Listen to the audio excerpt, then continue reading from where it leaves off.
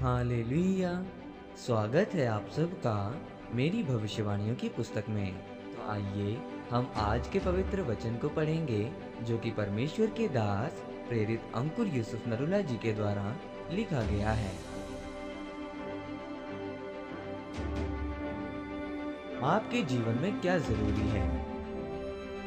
जैसा कि निर्गमन की पुस्तक अध्याय 40 इसकी 15 आयत में लिखा है, और जैसे तू उनके पिता का अभिषेक करे वैसे ही उनका भी अभिषेक करना, कि वो मेरे लिए याजक का काम करें, और उनका अभिषेक उनकी पीढ़ी पीढ़ी के लिए उनके सदा के याजक पद का चिन्ह ठहरेगा।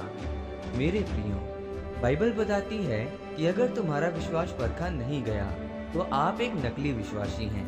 विश्वासी आग की भट्टी में जाएगा तो जरूर, पर सोने के समान चमकता हुआ बाहर आएगा। वचन में लिखा है कि अभिषेक के कारण तेरा हर जुआ तोड़ दिया जाएगा।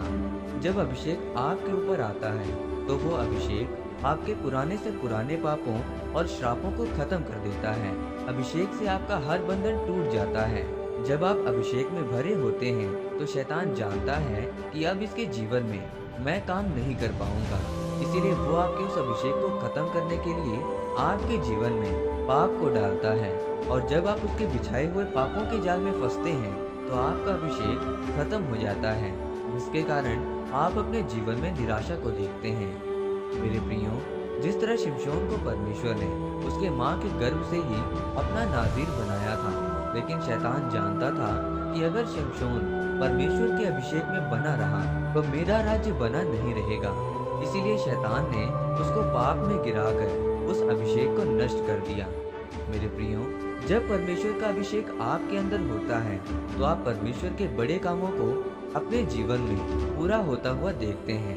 परमेश्वर जिसको अभिषेक देता है उससे वो कभी भी वापस नहीं लेता है। जिस तरह माइकल जैक्सन जब गाता था तो लड़कियां उसे देखकर बेहोश हो जाती थी, मरने को तैयार हो जाती थी। क्यों? क्योंकि उसके ऊपर अभिषेक था, परमेश्वर का नहीं बल्कि शैतान का। शैतान के पास भी अभिषेक है जो परमेश्वर ने उसे दिया था, लेकिन जब शैतान ने परमेश्वर के विरुद्ध अपना सिर उठाया तब परमेश्वर ने उसे स्वर्ग से तो निकाल दिया था, पर अपना अभिषेक वापस नहीं लिया था। इसीलिए शैतान को अभिषेक की बातें पता है।